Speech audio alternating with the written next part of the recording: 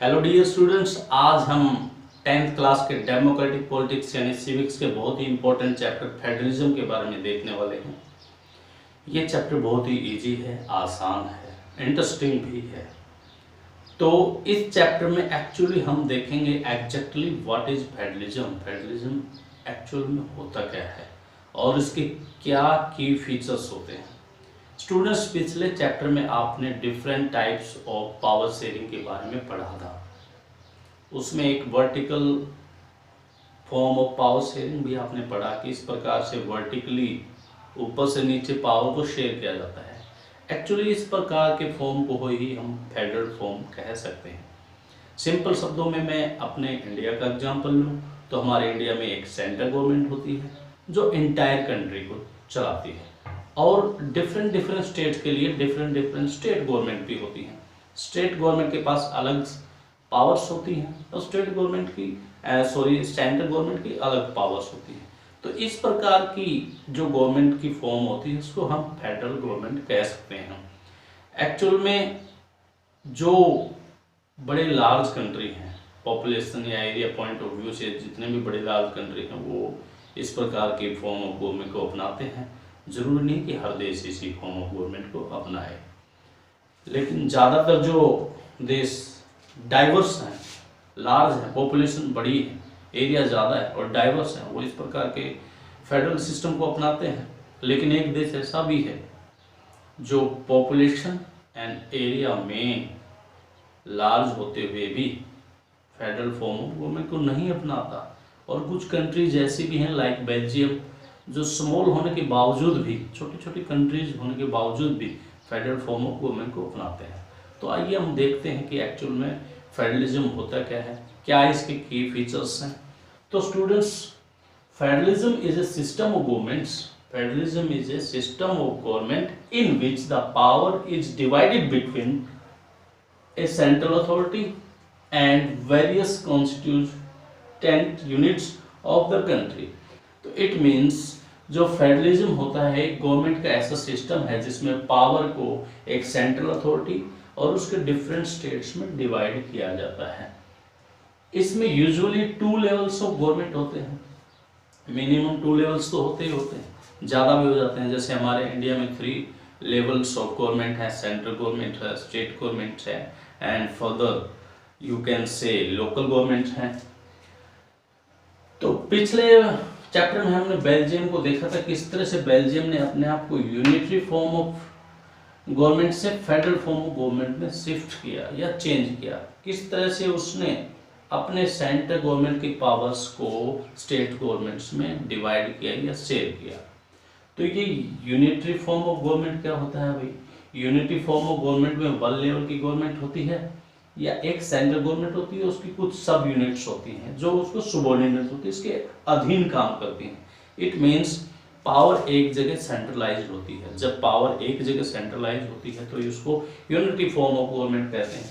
कुछ देश unitary form of government को भी अपनाते हैं, जैसे पिछले चैप्टर में आपने श्रीलंका देखा, चाइना, फ्रांस, यूएई। तो unitary form of government means power का सेंट्रलाइज करना। जब पावर को सेंट्रलाइज किया जाता है, एक ही व्यक्ति के या एक ही सरकार के हाथ में देश की मैक्सिमम पावर होती है, तो उसको हम यूनिटरी फॉर्म ऑफ गवर्नमेंट कह सकते हैं। और जब इस पावर को शेयर किया जाता है, डिवाइड किया जाता है बिटवीन डिफरेंट डिफरेंट स्टेट्स में, तो हम फेडरल गवर्नमेंट उसको कह सकते हैं। तो आइए अब हम देखते हैं इस फेडरलिज्म के की फीचर्स क्या हैं। तो की फीचर्स ऑफ फेडरलिज्म में नंबर 1 हमने लिखा 2 और मोर लेवल ऑफ गवर्नमेंट्स। इसमें मिनिमम 2 लेवल गवर्नमेंट के होते हैं, ज़्यादा भी हो सकते हैं, जैसे इंडिया में 3 लेवल ऑफ गवर्नमेंट्स है, तो minimum 2 level of governments. Second, each tier has its own jurisdiction. ये जुरिस्डिक्शन होता क्या है? जुरिस्डिक्शन मीन्स हिंदी में आप बोलेंगे अधिकार क्षेत्र, the area in which the given power can be exercised. जो पावर्स मिली हैं किस एरिया में वो एक्सरसाइज की जाएंगी। ईच लेवल ऑफ गवर्नमेंट का, हर गवर्नमेंट का अपना अपना जुरिस्डिक्शन होता है, यानी पावर क्लियरली डिवाइड होती है। Number 3rd point is the jurisdictions of each level of government are specified in the constitution. Number 4 point is the fundamental provisions of the constitution changes require the consent of the both level of government। यदि constitution के किसी भी fundamental provisions में change किया जाएगा तो both level of government की acceptance या बोथ लेवल ऑफ गवर्नमेंट की सहमति चाहिए, यानी कि एक लेवल की गवर्नमेंट उस कॉन्स्टिट्यूशन में फंडामेंटल जो प्रोविजंस हैं उसमें कोई भी चेंज नहीं कर सकती। Number 5th point, courts have the power to interpret the constitution and the powers of the different level of government। Different level of government में यदि कोई भी क्लैश हो जाता है किसी भी पावर को लेकर के, तो जो वहाँ का कोर्ट्स हैं उनके पास पावर है उनको इंटरप्रेट करने की, उनके जो मतभेद हैं क्लेश हैं उनको मिटाने के लिए कोर्ट के पास पावर्स होती हैं। Number 6 point, source of revenue for each level of government are clearly specified. जो सोर्स ऑफ रेवेन्यू होता है, रेवेन्यू जनरेट होने के सोर्स होते हैं, वो ईच लेवल गवर्नमेंट के क्लियरली डिफाइंड होते हैं, क्लियरली स्पेसिफाइड होते हैं, ताकि उन गवर्नमेंट्स के बीच में इस प्रकार के रेवेन्यू जनरेशन के सोर्स को लेकर किसी प्रकार का कोई क्लेश ना हो। 7th पॉइंट है the federal system has dual objects. जो फेडरल सिस्टम होता है उसके दो ऑब्जेक्ट्स होते हैं। Number 1, safe guard and promote the unity of the country. किसी भी देश की यूनिटी को प्रमोट करना, उसको सेफ करना, इसका मेन ऑब्जेक्ट्स है। Number 2, accommodate the regional diversity. जो उसके डाइवर्स कंट्री है उसके रीजन में जो डाइवर्सिटी होता है उसको भी बचा के रखना, उसकी भी सुरक्षा करना, इसका एक अहम उद्देश्य है। तो फेडरल सिस्टम के 2 ऑब्जेक्ट्स हैं। Number 1, safe guard and promote the unity of the country. Number 2 is accommodate the regional diversity. तो आपने ये 7 पॉइंट्स पढ़े, ये की फीचर्स ऑफ फेडरलिज्म। किसी भी फेडरलिज्म के 7 पॉइंट्स होते हैं। नंबर 1, 2 या 2 से अधिक लेवल होते हैं गवर्नमेंट के, प्रत्येक लेवल का अपना एक अलग जुरिडिक्शन होता है, और जुरिडिक्शन जो प्रत्येक लेवल का होता है वो कॉन्स्टिट्यूशन में स्पेसिफाइड होता है, उसके संविधान में लिखा होता है। और यदि उस कॉन्स्टिट्यूशन में फंडामेंटल कोई भी प्रोविजन करना हो तो दोनों लेवल के गवर्नमेंट की एक्सेप्टेंस चाहिए। उनके बीच में यदि क्लैश हो जाता है तो वहाँ पर कोर्ट को भी पावर है इंटरप्रेट करने की, और सोर्स ऑफ रेवेन्यू भी क्लियरली स्पेसिफाइड होते हैं, और federal system has dual objective. अब थोड़ा सा हम आगे और कुछ देख लेते हैं। 2 रूट्स ऑफ फेडरलिज्म। फेडरलिज्म के 2 रूट्स, फेडरलिज्म के 2 रूट्स कौन से होते हैं? नंबर 1 इज, इसमें हमने लिखा coming together. Number 2, holding together.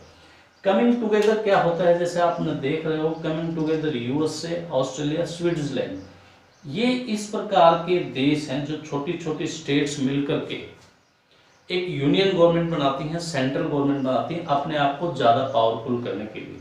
जिस प्रकार यूएसए, ऑस्ट्रेलिया, ये सारे देश छोटे छोटे स्टेट्स को मिलाकर के इन्होंने यूनियन गवर्नमेंट या सेंट्रल गवर्नमेंट बनाई अपने आप को पावरफुल करने के लिए। और इसमें स्टेट्स गवर्नमेंट और जो सेंट्रल गवर्नमेंट होती है उसके पास इक्वल्स पावर्स होती है। And number 2, holding together. Holding together means जैसे इंडिया, स्पेन और बेल्जियम आपने देखा, इसमें एक ही देश, जैसे इंडिया बहुत बड़ा डाइवर्स देश है, इसमें एक सेंट्रल गवर्नमेंट होती है, वो अपने देश के कार्यों को स्मूथली फंक्शन करने के लिए अलग अलग स्टेट्स में पावर को डिवाइड करता है, इसको बोलते हैं होल्डिंग टुगेदर। इसमें different types of different independent countries, independent states मिलकर के एक सेंट्रल गवर्नमेंट बनाते हैं। इसमें होल्डिंग टुगेदर में एक ही बॉडी होती है, एक ही कंट्री होती है जो अपने ही कंट्री में अलग अलग स्टेट्स को पावर देता है।